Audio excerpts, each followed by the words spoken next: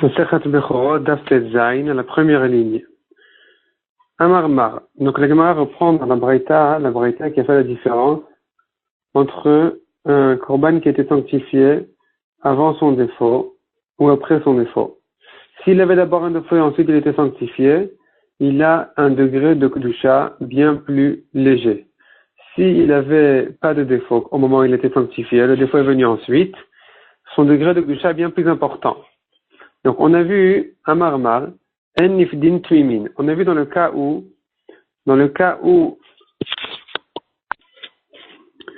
il a sanctifié d'abord la bête et ensuite elle a eu un défaut et ensuite il a eu un petit. Ce petit-là, il est kadosh. On ne peut pas le racheter sans défaut. Donc, comme un korban habituel qui ne peut pas être racheté dans le cas où il n'a pas de défaut. Donc, on a vu donc dans la Braïta, En Nifdin Twimin, on ne peut pas le racheter le petit sans défaut. Et il ne peut pas le réserver pour n'importe quel autre korban que celui de sa mère. On déduit de là, c'est que s'il n'a pas de défaut qu'on ne peut pas le racheter. Mais s'il avait un défaut, le petit, le veau, on pourrait le racheter. Deuxièmement, il ne peut pas le réserver pour n'importe quel autre korban. Mais le réserver pour le korban de sa mère, il peut.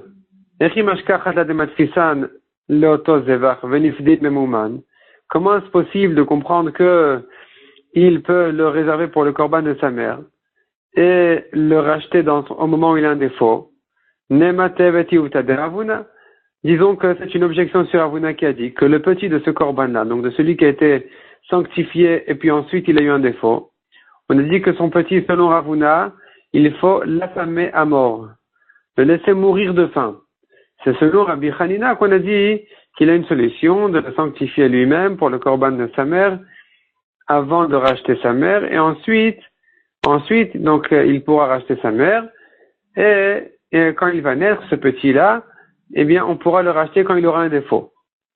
Donc tout ça, c'est pour trouver une solution à ce petit-là pour ne pas le laisser mourir de faim. C'est la solution que Rabbi Hanina avait trouvée. Mais selon Ravuna, c'était pas comme ça. On ne le rachète pas, même quand il a un défaut. On ne le réserve même pas pour le korban de sa mère. La seule chose qu'on peut faire avec, c'est le laisser mourir de faim. Or ici, on a vu donc dans la Braïta qu'il ne peut pas être réservé pour un autre korban. Mais pour celui de sa mère, je comprends que oui. Il ne peut pas être racheté quand il n'a pas de défaut. Mais quand il en a, je comprends que oui. Donc ça objecte Ravuna qui a dit qu'on ne le rachète pas du tout. On le laisse mourir de faim. Amar lecha Ravuna, répond Ravuna, Ouadin dafilu balemumin en nifdin. En réalité, même quand il a un défaut, on ne le rachète pas. Et pour quelle raison alors la Braïta avait dit qu'on peut le racheter quand il a un défaut? Enfin, la Braïta, elle n'a pas dit comme ça, elle a dit pour quelle raison? Non, la Braïta, elle avait dit on ne le rachète pas quand il n'a pas de défaut. Et on a compris de là que quand il en a, on peut le racheter. Pourquoi la Braïta a eu besoin de dire que quand il n'en a pas, on ne le rachète pas? C'est pas la peine de parler d'un cas où il n'a pas de défaut, puisque dans tous les cas, selon Ravuna, on ne le rachète pas, on le laisse mourir de faim. Réponse. Puisque dans la Recha, on a parlé d'un cas où il n'a pas de défaut, qu'il est racheté même s'il n'a pas de défaut. Il s'agissait dans la Recha du cas où ça a été sanctifié, la mère a été sanctifiée après qu'elle avait un défaut, et ensuite elle a eu un petit. Puisque toute cette Kedusha-là, elle est spécialement, elle est plus faible, elle est légère, là, on pouvait racheter le petit même sans défaut. Et là, c'est un chidouche de dire que Nifdin Tmimim, même quand il est Tamim, on peut le racheter. C'est pour ça que Tananami Sefa est Nifdin Tmimim. C'est pour ça que dans la Sefa, on a dit, il ne peut pas être racheté sans défaut. Donc, on reste dans le même cas que la Recha, où il n'a pas de défaut. Et là où dans la Recha, on a dit, il peut être racheté sans défaut. Dans la Sefa, on dit, il ne peut pas être racheté sans défaut. Mais, selon Ravuna, effectivement, même s'il a un défaut, on ne le rachète pas, mais on le laisse mourir de faim. De même pour la deuxième question, puisque dans la Recha on a eu besoin de dire qu'on peut réserver le petit pour n'importe quel autre korban que celui de sa mère, dans le cas où il était sanctifié après avoir eu un défaut, c'est pour ça que dans la Sefa aussi on a dit que dans ce cas-là, dans le cas de la Sefa où il était sanctifié avant le défaut, il ne peut pas réserver le petit, le veau, pour n'importe quel korban qu'il veut. Mais la vérité, c'est que selon Ravuna, effectivement, même pour le korban de sa mère, on ne peut pas le réserver puisque puisqu'il vient ici d'une kedusha plus importante. Donc il n'a pas de solution. Il n'a pas de solution de réserver même pour le korban de sa mère. Il faut le laisser mourir de faim. On continue aux deux points. Vashochatan machutz patour. Alors Vashochatan machutz patour, celui qui fait la shrita de ce korban là à l'extérieur, il est patour. Rashi explique qu'il s'agit de la sefa de la braïta, donc d'un cas où ça a été sanctifié sans défaut. Ensuite le défaut est venu. S'il fait la shrita à l'extérieur, il est patour. Malgré que la kedusha était une kedusha importante, et que j'aurais pu croire que c'est comme un korban normal, celui qui lui fait la shrita à l'extérieur du Beth Amikdash, il est chayav. Ici, c'est différent, puisqu'il a un défaut, c'est suffisant pour dire qu'il est patour. Le principe, la règle est que tout ce qui n'est pas raouille, le petach ou al-moed, tout korban qui n'est pas apte à être sacrifié au Beth Amikdash, on n'est pas chayav dessus quand il était fait à l'extérieur. Ravuna dit la Gemara, matne chayav. Ravuna, lui, il corrige dans la braïta, il enseigne dans la braïta, il avait une version qui disait chayav. Celui qui lui fait la shrita à l'extérieur, il est chayav. Or, on a un problème. Pourquoi est-ce qu'il est chayav alors que c'est un korban qui a un défaut? Un défaut, on n'aurait pas pu le faire à l'intérieur. Si on n'aurait pas pu le faire à l'intérieur, on n'est pas tout même à l'extérieur. Umukimla, bedukin shebe'ain. Et donc, lui, Ravuna, qui enseigne qu'il est chayav, il a besoin d'expliquer qu'il s'agit d'un cas spécial. Il s'agit d'un cas où son défaut est un défaut très léger, qui est un défaut dans l'œil. Il a un défaut dans l'œil, il y a deux explications dans Rashi, soit c'est dans l'œil lui-même, soit c'est les paupières. Ça va comme Rabbi Akiva qui pense qu'un korban kasher qui est monté au misbéach alors qu'il avait ce défaut spécial, s'il est déjà monté au misbéach, il ne redescend pas. Contrairement à un défaut important où on aurait dû le redescendre du misbéach même si il est déjà monté, puisque ici c'est un défaut très, très léger, alors, s'il est monté déjà au misbéach, on ne le redescend pas. Et donc, qu'est-ce qu'on a gagné à dire ça? Qu'un défaut pareil, il est apte à être sacrifié au misbéach, au moins au cas où il est déjà monté au misbéach. Et c'est suffisant pour dire que s'il a été fait à l'extérieur, il est chayav. Ensuite, on a vu, ben ifne pidona ben achar pidona osetmura.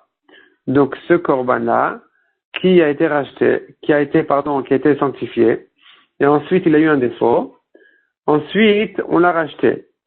On peut lui faire une tumura, quand je dis on peut, c'est interdit, mais ça veut dire la tumura elle est chal, la tumura elle est là, elle existe, aussi bien si elle a été faite avant le rachat qu'après le rachat, c'est-à-dire, qu'est-ce que c'est la tumura? La tumura c'est s'il prend une autre bête, choulin, qui n'est pas korban, et il dit celle-ci est comme celle-là, comme le korban, cette deuxième bête elle sera comme le korban. La Torah interdit de le faire, mais celui qui l'a fait, effectivement, sa parole est valable, et donc ce qu'il a dit doit être réalisé. Les deux animaux sont kadosh. Le premier et le deuxième aussi. Donc l'échange qu'il a cru faire, c'est pas que la deuxième elle est venue en échange du premier, et que le premier est sorti de Takdusha, c'est pas comme ça. Le premier garde Takdusha, le deuxième aussi reçoit la Takdusha du premier. Et donc ici on dit que puisque le défaut est venu après la Kedusha, donc le défaut de la première bête est venu après qu'il est sanctifié, ça s'appelle un korban qui fait qu'il a une tumura.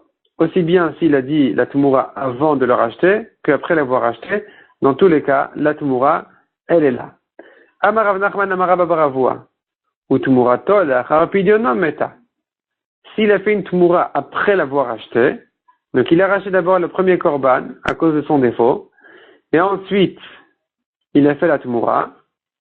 Cette tumura là, on la laisse mourir de faim. Maïtama, pour quelle raison? Echila avid. Que faire? Il n'a pas de solution avec. L'ikrevé, sacrifier cette tumura là, c'est impossible. Mais koach kedusha d'chuya kaatia. Parce que cette tumura là, elle vient mikoach, elle vient de la force d'une kedusha qui était déjà repoussée, puisque cette moura là, elle est venue prendre la kedusha d'un korban qui a déjà été racheté. Donc cette kedusha là, c'est pas une kedusha suffisante pour pouvoir le sacrifier. L'ifreka, racheter la tumura, c'est aussi impossible, parce que là, alim à limite face pidona, la kedusha n'est pas suffisamment forte pour que elle puisse se reporter sur son rachat. Donc la Kedusha, elle est là, elle n'est pas suffisamment forte pour se déplacer, pour arriver sur le rachat, donc elle reste là où elle est, sur la Tumura. Or, c'est une Kedusha aussi insuffisante pour la sacrifier, donc on n'a pas de solution avec cette Tumura-là, il faut l'affamer. Hilkar meta, donc elle doit mourir. Matkifla Rav Amram, demande Rav Amram, proposons une solution. Vetitril bemouma la bealim, disons que titril, elle pourrait être mangée bemouma quand elle-même aura un défaut. Donc ici on avait dit que c'est le premier korban qui avait un défaut et ensuite il a racheté et ensuite il a fait Tmoura. Maintenant cette Tmoura-là on n'a pas de solution. Pourquoi on n'a pas de solution? Attends qu'elle-même ait un défaut et après son défaut elle pourrait être mangée. Donc vetitril bemouma, qu'elle soit mangée avec son défaut. Au moment où elle a un défaut, la Baalim à son propriétaire. Et d'où vient cette idée-là? Pourquoi dire une chose pareille? La Gemara s'explique, donc Rav Amram s'explique. Vechima benzo, quelle est la différence entre cette Tmoura, les Tmourat Bechor ou Maaser, et la Tmoura du Bechor, du premier-né, ou du Maaser, de la 10e bête? Detna, nous là-bas, on a vu que c'est comme ça que ça se passe. Tmourat Bechor ou Maaser, la Tmoura donc du Bechor et du Maaser, du premier-né et de la 10e bête, Hen, ou Vladan, Atov Kol Haolam, la Tmoura elle-même et tous ses descendants, Hen ke Bechor ou Maaser, sont considérés comme le Bechor lui-même, ou le Maaser lui-même, et donc Ve'achlu Bemouman la Be'alim, et ce sera mangé lorsqu'il y aura un défaut, la Be'alim au propriétaire. Donc ici on devrait dire que la Tmoura de n'importe quel autre korban, qui n'a pas de solution, dès qu'elle aura un défaut, elle devrait être mangée par son propriétaire. Quelle est la différence entre celle-là, où on dit qu'elle ne peut pas être mangée par son propriétaire quand elle aura un défaut, et la Tmoura du Bechor et du Maaser qui peut lui être mangée au moment où elle a un défaut? Amar el Abaye. Alors Abaye lui a répondu à Rav Amram, Ze Shem imo alav, Ze Shem imo alav. Chaque Tmoura garde le nom de sa mère. Sa mère, c'est-à-dire le premier korban. Le premier korban, sur lequel il a voulu faire la Tmoura, la Kedusha du premier korban, le nom plutôt de la Kedusha du premier korban, se rapporte sur la Tmoura aussi. Donc on considère le premier korban, on l'appelle ici la mère de la Tmoura. Et qu'est-ce que en quoi ça résout le problème? Ze kulo Tmurat Bechor Maaser Mikreya. Dans le cas de Bechor et Maaser, la Tmoura du Bechor et du Maaser, elle s'appelle aussi Bechor ou Maaser. Ma Bechor ou Maaser Bemouman Mitachran Be'alim. De même que le Bechor et le Maaser eux-mêmes, le premier korban lui-même, s'il a un défaut, il est mangé au propriétaire, on n'en fait pas un korban. Av Tmuratan. De même, leur Tmoura, Mitachla, peut être mangé au propriétaire. Pourquoi? Parce que j'appelle la Tmoura Bechor, puisqu'il a dit celle-ci, elle est en échange de ce Bechor. Elle est en échange de ce Maaser. Donc tu appelles la Tmoura Bechor, tu appelles la Tmoura Maaser, comme sa mère, comme le premier Korban. Puisqu'on appelle comme ça, alors dès qu'il aura un défaut, il pourrait être mangé de la même manière que le Bechor lui-même, quand il a un défaut, le Kohen il le mange tranquillement. Le Maaser, quand il a un défaut, on le mange aussi. Tandis que dans les autres korbanot, c'est pas comme ça. Vezeh Shemimo Alav. Ici, le nom de sa mère est sur lui. Dans les autres tumurot, les autres korbanot. Tumurat Kodshim Mikriya. On l'appelle Tumurat des korbanot en général. Ma Kodshim le mitach le lavepidion. De même que les korbanot en général ne sont pas mangés, même quand ils ont un défaut. Et lavepidion, que si on les a rachetés. Af Tumuratan Nami. De même, leur Tmoura, l'homme mitrele et la vépidion ne peuvent être mangés que si on les a rachetés. Veha, or ici, lo alima le mitfas pidiona, comme on l'a dit, sa kedusha n'est pas suffisamment forte pour attraper son pidion, pour attraper son rachat. Donc, pourquoi elle n'est pas suffisamment forte? Parce qu'on est en train de parler d'un cas où le premier korban avait un défaut, et ensuite il a été racheté, et ensuite il a fait la Tmoura. Après qu'il a racheté le premier korban, c'est là où il a fait la Tmoura.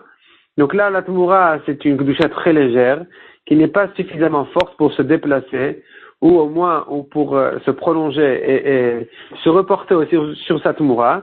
Donc cette Tmoura-là, elle n'est pas suffisamment forte.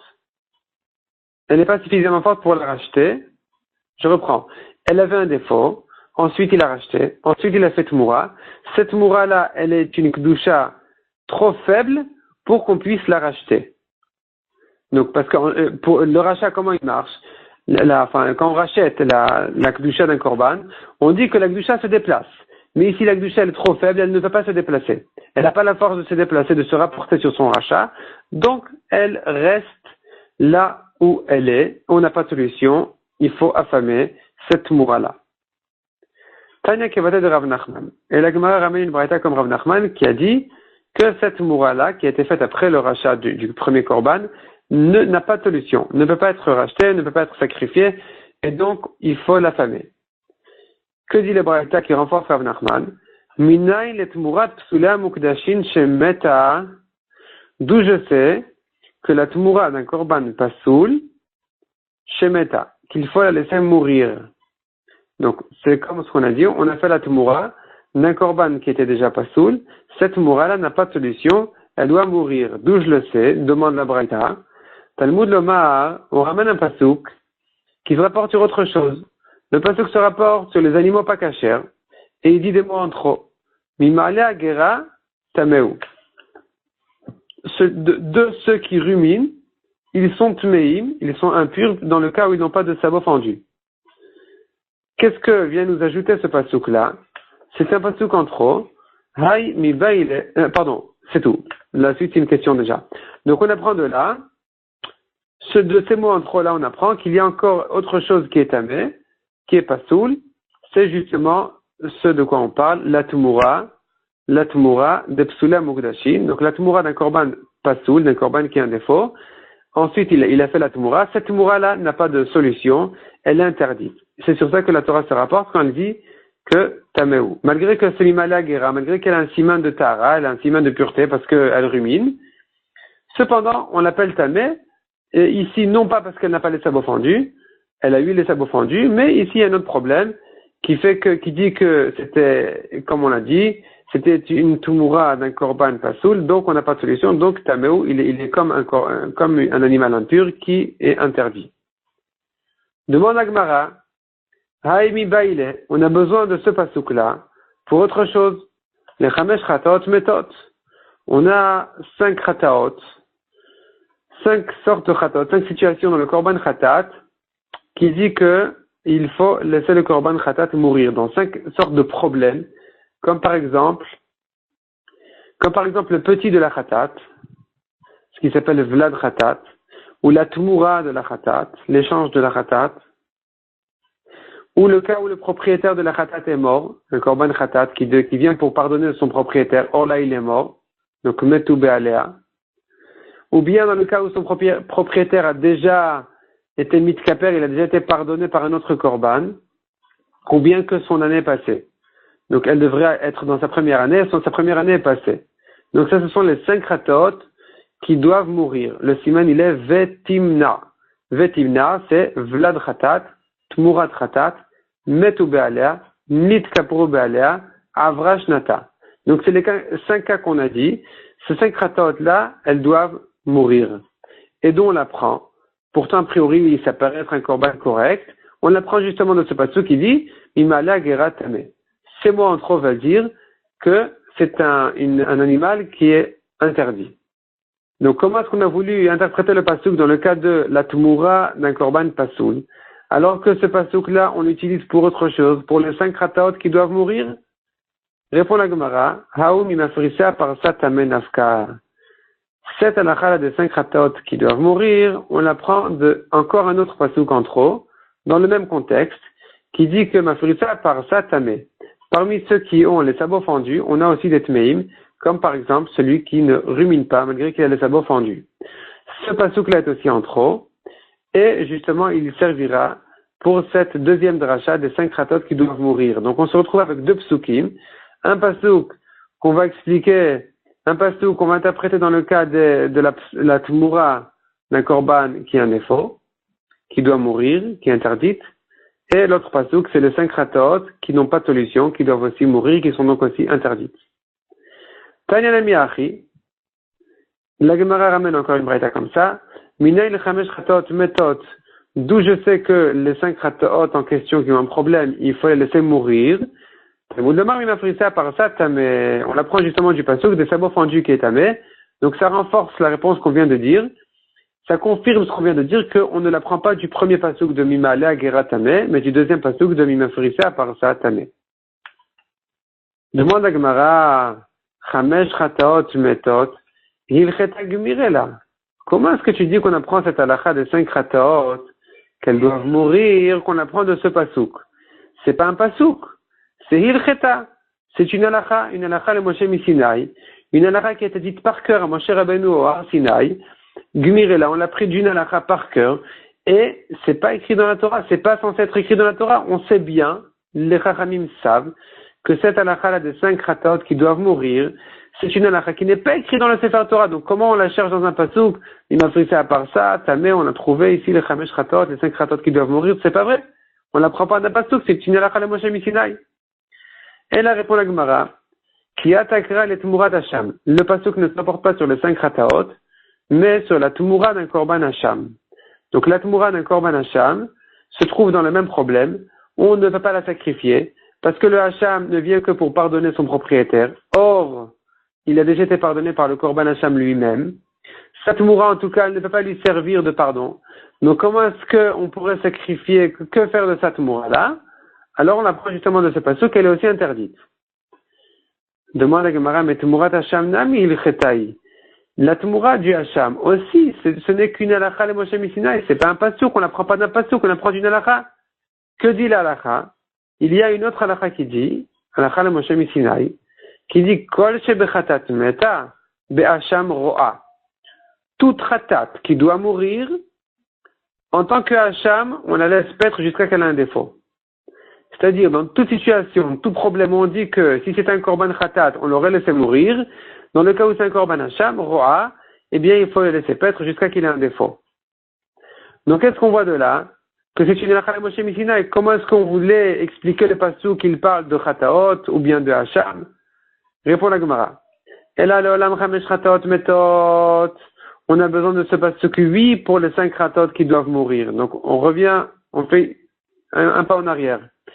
On laisse tomber le hacham, on retourne au chataot. Les 5 chataot qui doivent mourir, on l'apprend de ce pasuk, et ce que tu as demandé que pourtant c'est une halakha le Moshe Misinaï. Alors explique la Gemara, on a besoin des deux.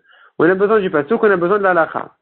De imikra, si je n'avais que le pasuk avamina, j'aurais dit, les reya, c'est vrai que la Torah a dit que c'est interdit.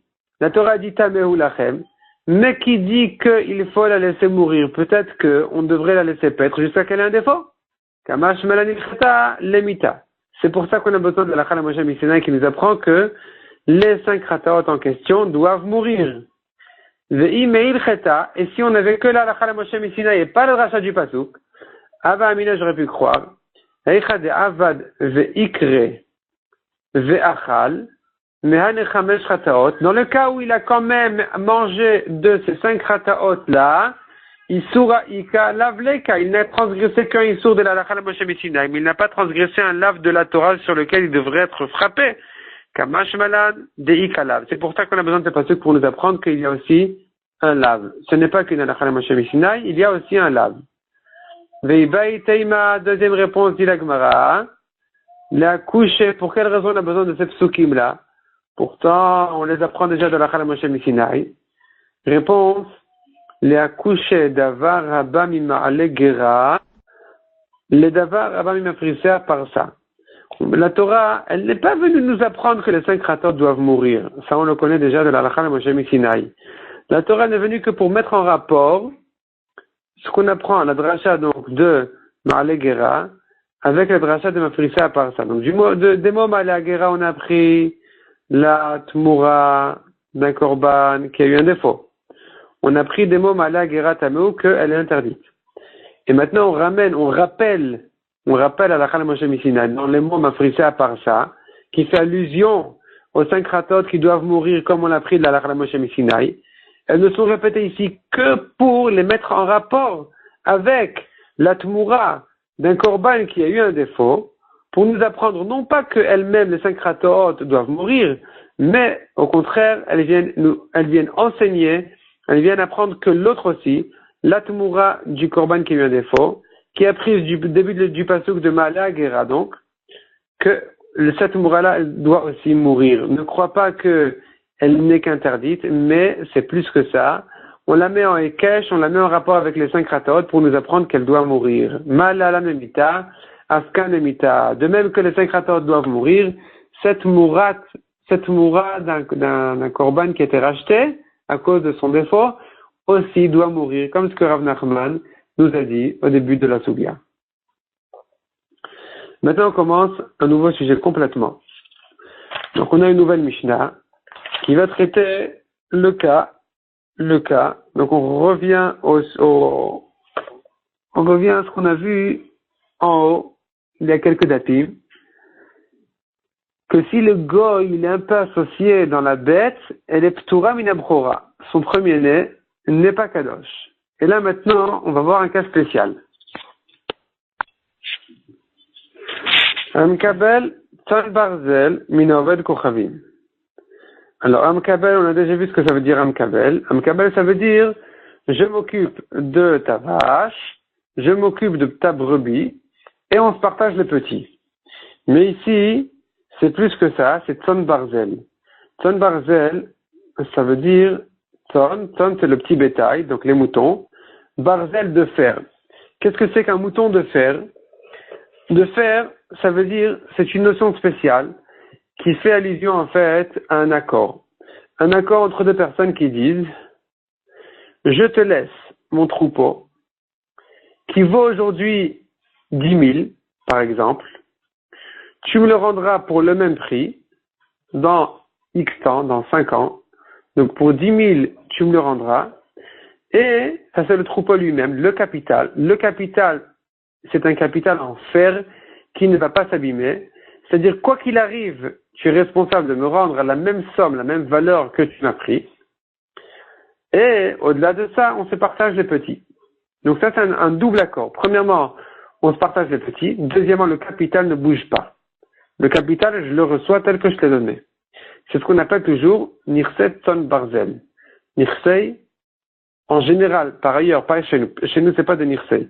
Des biens, Nirsei en général dans la chasse, on appelle Nirset Tzon Barzel qui veut dire des biens qui sont comme Tzon Barzel, un bétail de fer, qui veut dire qu'il y a un accord entre deux personnes, je te laisse mes biens et tu me rends le capital au même prix que ce qu'il vaut aujourd'hui. Si ça monte, tu as gagné la différence. Si le prix a baissé ou qu'il s'est passé quelque chose, qu'il y a eu un problème, c'est toi qui perds la différence et tu me rends exactement la somme que tu m'as prise. Simplement, chez nous, il y a un détail de plus, qui est un kabel qui se partage aussi les petits. Donc, revenons à la Mishnah. De qui il a pris ces moutons-là? Un kabel Tzon Barzel Minoved Kochavim. Donc, quelqu'un, un juif, il est venu chez un goy et il a dit au goy, je reçois tes moutons et premièrement, je te rends le capital au prix ce que ça vaut aujourd'hui. Deuxièmement, on se partage les petits. Maintenant, on se pose la grande question. Ces petits Mazal Tov ont eu des petits encore. Donc, ils devaient se partager les petits. La moitié des petits doit être aux juifs. Donc, les agneaux. La moitié des agneaux, 50 agneaux aux juifs, 50 agneaux aux goy. Les 50 agneaux ont grandi et eux-mêmes ont eu des petits. Leurs premiers-nés, ils sont nés chez un juif. Ils ont des brebis. Donc parmi les petits, il y avait des petites brebis qui elles-mêmes ont eu ensuite des petits. Donc on parle de la 3e génération. Leur premier-né de cette 3e génération est né chez le juif. La brebis était au juif et le Bechor aussi appartient au juif. Et là, se pose la question, est-ce que ce Bechor-là, il est Kadosh, il est donné au Kohen, oui ou non? Alors, la Mishnah nous dit, on tourne la page, Veladoten Pturin. C'est-à-dire, cette 3e génération-là n'a pas de Kedusha. Donc, Veladoten, qui veut dire, les brebis qui sont nées de ce troupeau-là, qui a été donné aux Juifs, pas donné, mais qui a été confié aux Juifs, donc le troupeau a été confié aux Juifs, le juif reçoit 50 brebis, le goy 50 brebis. Les brebis de ce juif-là, qui s'appelle Vladotéen, leur petit, le petit donc du premier troupeau, de la deuxième génération, Pturin. Ces brebis-là sont Pturot, c'est-à-dire que si elles-mêmes auront un agneau, un premier-né, il n'a pas de dîme de Bechor. Donc la troisième génération n'est pas donnée au Kohen. Mais Vladotéen, donc la troisième génération qui elle-même a eu un premier-né, Chayavin, ce premier-né-là, qui est lui-même la quatrième génération, Chayavin a un dîme de Bechor. Donc la troisième génération de Chayav de Bechora est égale que si cette troisième génération aura un petit, le premier-né, il est donné au Kohen. Donc la quatrième génération est donnée au Kohen, la troisième non. Deuxième cas, dit la Mishnah, Emid Vladoten Tachatimoten, si le juif a situé les petits sous leur mère, c'est-à-dire que les petits sont les garants de la mère, c'est-à-dire que le juif a dit au goy, écoute, si je te paye pas le capital tel que j'ai pris, tu prends les petits. Donc, puisque j'ai le droit à 50% des petits, tu pourras te servir de ces petits-là. Donc, le goy peut venir se servir des petits. Puisque le goy il a une main sur les petits, donc, on a descendu d'une génération. Et qu'est-ce que ça veut dire? Vladot Pturin. Donc, les petits qui sont sous la main du goy, on n'en parle même pas. La deuxième génération qui peut être prise par le goy en cas de problème, on n'en parle même pas. Mais même leurs descendants qui est la troisième génération, Pturin, ils sont Pturin, donc s'ils auront un premier-né, cette quatrième génération ne sera pas donnée au Kohen. Tandis que Vladot, donc Vladé, c'est les petits, Vladé des petits, Vladot des petits. Donc cette quatrième génération, elle s'est déjà suffisamment éloignée du goy pour dire que Chayavim, que s'ils auront eux-mêmes un Bechor, ce Bechor-là qui est déjà la cinquième génération, elle est donnée au Kohen. Rabban Shimon ben Gamliel Omer, Adastara Pturim, même 10 générations, tout est patour, chez Achayuta Navad Kochavim, puisque tout est la garantie pour le goy, s'il a un problème, il va se servir, il ne va pas se gêner à se servir même de la 10e génération, donc de toute façon, tout est quelque part soumis au goy, et donc le goy, il rend tout patour, même à 10 générations plus tard. Rachel, ensuite, deuxième cas de la Mishnah, aucun rapport avec le premier. Rachel est une brebis qui a eu un petit, qui paraît comme une chèvre. Donc les brebis et les chèvres, ce sont deux familles différentes, qui ne se ressemblent pas. Les brebis sont les moutons qui ont de la laine. Les chèvres, c'est ceux qui ont la barbe. Donc chèvre et bouc. Maintenant, cette brebis-là, elle a eu un petit bouc.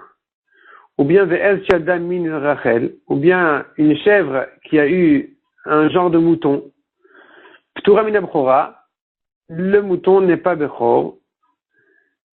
Ve'im yesh bo miktat simanin, mais s'il a quelques points de ressemblance avec sa mère Chayav, il est quand même Bechor. Et la Gemara retrouve le premier cas de la Mishnah. Donc la Gemara reprend ce qu'on a vu dans la Recha de la Mishnah, celui qui a un accord avec le Goy de Tzon Barzel, Nirse Tzon Barzel. Donc on a vu dans la Mishnah que celui qui est en accord avec le goy, c'est le fait que le capital appartient au goy, ça fait que les petits n'ont pas de kedusha de bechor, ne sont pas tours de la bechora.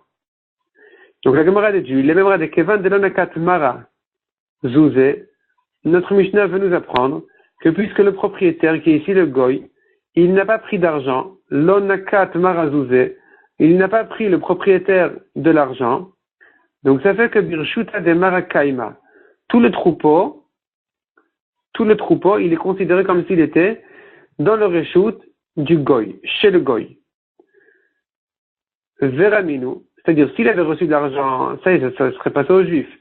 Mais puisqu'il n'a pas reçu d'argent, le goy qui peut se servir de ce troupeau, malgré que le juif est chayav de rembourser le capital quoi qu'il arrive, pas forcément des moutons eux-mêmes, mais en argent aussi, puisque finalement il n'a quand même pas reçu d'argent, donc c'est suffisant pour dire que le goy là, il est quelque part associé dans le troupeau lui-même, ou plus que ça même, et donc tout est patour. C'est considéré comme si c'était birshuta demara, chez le propriétaire, chez le goy. Verami nous demande à Gemara une objection dessus. En mekablin tzon barzel mi Israël. On n'a pas le droit de faire cet accord-là avec un juif. Un juif avec un juif n'ont pas le droit de faire cet accord-là, c'est-à-dire, tu me donnes un troupeau pour 10 000, je te le rends pour 10 000 quoi qu'il arrive. Deuxièmement, on se partage les petits. Ça, on n'a pas le droit de faire avec un juif. Pourquoi? Et pnesh ou ribit, c'est ribit. Il va rendre plus que ce qu'il a pris. Alma, birshuta, de mekabel kaima. Donc on voit que c'est considéré comme un prêt qui est entre les mains de celui qui l'a reçu et pas de celui qui l'a donné. Donc pas entre les mains du propriétaire, mais entre les mains de celui qui s'en occupe. Et puisque c'est confié entre ses mains, c'est comme si c'était chez lui, comme un prêt. Et donc il n'aura pas le droit de rendre plus que ce qu'il a emprunté. Donc s'il a un accord de lui rendre le capital, c'est un prêt. Ce prêt-là fait qu'il ne peut lui rendre que le capital, mais pas plus. Il n'aura pas le droit de lui ajouter 50% des petits. Donc qu'est-ce qu'on voit de là? On a appris au passage que c'est considéré comme si c'était entre les mains, non pas du propriétaire, mais de celui qui s'occupe de ce troupeau-là. Donc de la deuxième personne. Ça contredit notre Mishnah qui considère comme si c'était le goy qui était le propriétaire, comme si c'était chez le goy encore. Et c'est pour ça d'ailleurs qu'on a dit dans la Mishnah que c'est pas tour de Bechor. Répond la Gemara, première réponse à Marabay et le Kashia. Hade kabil ale onsa vezola, ve'ade lo kabil ale onsa vezola. Ça dépend. Est-ce que le propriétaire, le premier propriétaire, il a pris sur lui la responsabilité de tout ones vezol, c'est-à-dire si un mouton va mourir par ones, il a rien fait de mal, le gardien, le juif n'a rien fait de mal, mais il y a eu un ones qui a fait que le mouton est mort, ou bien zol, les prix en général ont baissé. Si le propriétaire dit en cas de problème pareil où tu n'es pas fautif, alors c'est moi qui vais subir la perte. Dans ce cas-là, c'est ça qu'on parle dans la Mishnah. Dans ce cas-là, je considère que le propriétaire, effectivement, il a une main dedans. Quelque part, c'est considéré comme si le troupeau était chez lui. Et c'est pour ça que, puisqu'il est Bechor, alors puisqu'il est Goy, le propriétaire, donc il est pas tour de Bechora. Veha, et ce qu'on a ramené comme contradiction sur notre Mishnah, on a dit que on n'a pas le droit de faire cet accord-là avec un juif. De quoi il s'agit? De l'okabil al-onsavetula. Il s'agit d'un cas où le propriétaire a dit, écoute, quoi qu'il arrive, tu me rends le capital. Ça m'intéresse pas ce qui s'est passé. Donc quoi qu'il arrive, tu me rends le capital. L'okabil, je ne prends pas sur moi les pertes de onsavetula, les pertes de ones, les pertes de zol, les prix vont baisser ou quoi.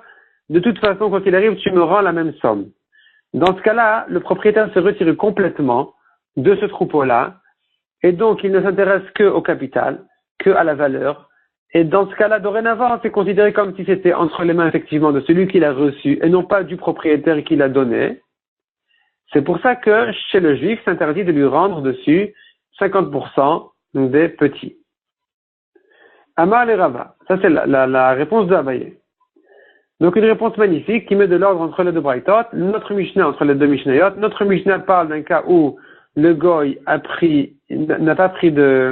pris la responsabilité de certaines pertes, donc il est mêlé dans la propriété de ce troupeau, donc il est pas tour de Bechora, tandis que dans l'autre Mishnah, il s'agissait d'un cas où le propriétaire s'est retiré complètement, et donc c'est considéré comme un prêt, et donc si c'est un juif, on n'a pas le droit de lui rendre plus que le capital. Rava n'était pas content de cette réponse-là de Abaye. Amar le Rava.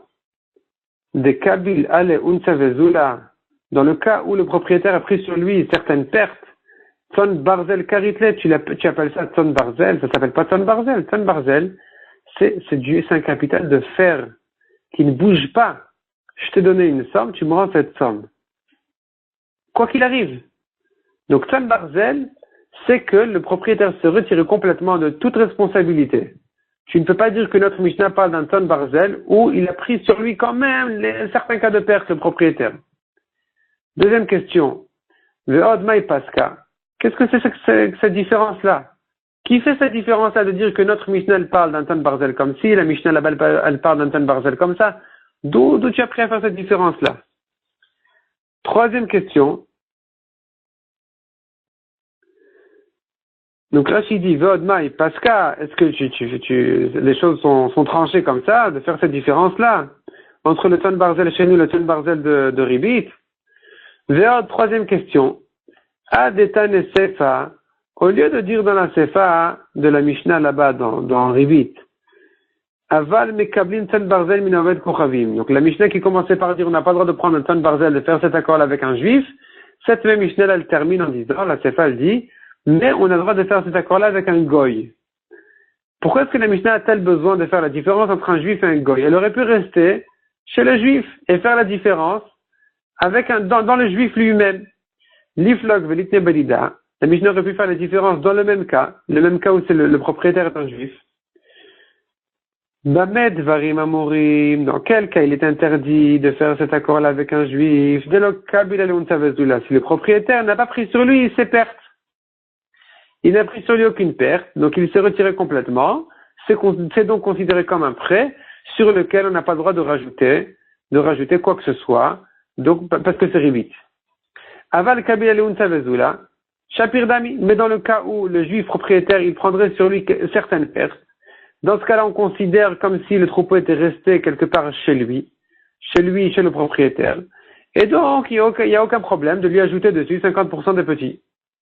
C'est comme ça que la Mishnah aurait dû faire la différence, pas entre un juif et un goy, mais entre un juif et un juif, entre le cas où le propriétaire s'est retiré complètement, et le cas où le propriétaire a pris sur lui quand même certaines pertes. Donc du fait que la Mishnah n'a pas fait cette différence, on comprend que cette différence n'existe pas. Son barzel est égal à un cas où le propriétaire s'est retiré complètement, il lui a dit je ne prends sur moi aucune perte, quoi qu'il arrive, tu me rends le capital tel quel. Donc, comment revient la question? Si c'est comme ça, on ne comprend pas. Et chez qui c'est considéré que ça se trouve, le troupeau? Il est considéré comme chez le propriétaire ou comme chez celui qui s'en occupe? Donc, dans notre Mishnah, on a compris que c'est considéré comme chez le propriétaire. Le goy, il rend pas tour de brora. Tandis qu'à propos de Ribit, on a compris que c'est considéré comme si c'était chez celui qui s'en occupe, pas le propriétaire. Et la marava, dans tous les cas, il s'agit que le propriétaire se retire complètement, il n'a pris sur lui aucune perte. Veacha gabe bchora, hainutama. Et la raison de Bechor de dire que malgré tout, malgré que le propriétaire a priori s'est retiré complètement de toute perte, malgré tout, il n'est pas tour de bchora. Pourquoi? Parce que si le goy viendrait un jour, il demande l'argent, et le juif lui dit, j'en ai pas, je te donne pas. Ta fils là, les BMA, le goy ne va pas se gêner à prendre le troupeau lui-même, les moutons eux-mêmes. Mais il hommage kachla les BMA, et s'il trouve pas le mouton, parce que le mouton est mort, ta fils vladot dida, le goy ne va pas se gêner de se servir de ses petits. Et donc, tout ça, ça fait qu'on considère comme si vraiment il y avait la main du goy au milieu, le goy était mêlé dans la propriété de ces moutons-là. Et puisque c'est comme ça, que le goy il est quand même mêlé dans la propriété de ces moutons, c'est donc pas tour de Bechor. C'est-à-dire que, en réalité, c'est comme un prêt. C'est comme un prêt qu'on fait complètement entre les mains de celui qui l'a pris. C'est pour ça que si c'est un juif, on n'a pas le droit de lui ajouter dessus quoi que ce soit. Toute la responsabilité, elle est sur celui qui l'a pris. Simplement, dans le cas où c'est le propriétaire est un goy, pour une autre raison, on doit dire que c'est pas tour de brora, parce que le goy ne va pas se gêner de s'en servir, de se servir de ces bêtes-là, malgré que dans les accords, le troupeau est passé complètement entre les mains du juif. Mais puisque le goy, on sait bien il risque de se servir de ces animaux, de ces moutons, c'est suffisant pour dire que c'est pas tour de brora. Et la première génération, et même la deuxième génération, parce qu'il risque de se servir de la deuxième génération aussi. Ce n'est que la troisième génération qui est chayav de Bechora, c'est-à-dire que si cette troisième génération aura un premier-né, ce premier-né-là qui est quatrième génération sera donné au Kohen. On a vu ensuite dans la Mishnah, dans le cas où il a dit clairement que, en cas de problème, les petits seront à la place de leur mère, donc le goy pourra se servir des petits. Ça nous ajoute encore une génération de plus, qui fait que Vladev Vladot, les petits des petits, donc la troisième génération est pas tour, c'est-à-dire que le quatrième ne sera pas encore donné au Kohen, ce n'est que le cinquième qui sera donné au Kohen.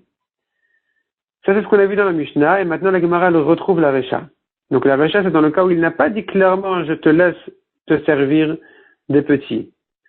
Il n'a pas dit clairement je te laisse te servir des petits, donc on a dit qu'il y a une génération plus haute qui est déjà donnée au Kohen, qui est justement ce que la Gemara maintenant elle va rentrer dans les détails. Amaravuna. De quelle génération il s'agit? Amaravuna. Vladot pturin, vlade vladoten chayavin. Les petits sont pturin, mais les petits des petits, donc la troisième génération, est chayav. Donc le quatrième est déjà donné au Kohen. Le Rabuda Amar, vlade vladot nami pturin. Dans la Recha, même dans la Recha, où on n'a pas parlé du fait que le goy pourrait se servir des petits, les petits des petits, donc la troisième génération est encore patour, ce n'est que vlade vladot, la quatrième génération, qui est chayavin, donc ce n'est que le cinquième qui sera donné au Kohen. C'est ce que pense Rav Yehuda. Et la Gemara va l'objecter plusieurs fois de la Mishnah. Nan, première objection de notre Mishnah, He'emid vladot tachatimotehen, si il a placé les petits sous leur mère, donc à la place de leur mère, pour dire que le goy pourrait se servir des petits, vlade vladot pturin, les petits des petits, donc la troisième génération, est encore patour. Tama de Emid, Emid, non, ce n'est que parce qu'il a dit clairement qu'il pourrait se servir des petits, sinon, eh bien, on n'aurait pas dit comme ça. On aurait dit que la troisième génération est déjà chayav de Bchora, le quatrième est donné au Kohen. Tiouvta de Rabuda, c'est l'objection pour Rabuda, qui a dit que même dans ce cas-là, selon Rabuda, on a dit qu'il est encore patour. Amar Necha Rav Yehuda, ou Adina Falgav de l'Amin. Rabuda dit non, c'est pas vrai, ne fait pas la différence. Même s'il n'avait pas placé clairement le petit à la place de sa mère, dans ce cas-là aussi, je dis que la troisième génération est encore patour. Donc le quatrième n'est pas donné au Kohen, ce n'est que le cinquième qui est donné au Kohen. Parce que c'est que la quatrième génération qui est chayav, donc c'est le cinquième qui sera donné au Kohen. Vea kamash malan, et qu'est-ce que vient nous apprendre la Mishnah? Pourquoi est-ce que la Mishnah dit que c'est que parce que, on comprend de la Mishnah que c'est que parce qu'il a placé le petit à la place de sa mère, que je suis poter la troisième génération. Pourquoi est-ce qu'on a besoin de parler de ce cas-là, sachant que dans tous les cas c'est comme ça? Afilu emid nami, la Mishnah vient nous apprendre un chidouche que même dans le cas où il a placé clairement le petit à la place de leur mère, de uche dovet kochavim le mitfas bna, où là j'aurais dit que l'habitude du Kohen est de venir se servir de des petits, et que le goy viendrait facilement se servir de n'importe quelle génération ensuite, puisqu'il se sent déjà propriétaire, il sent qu'il peut faire ce qu'il veut.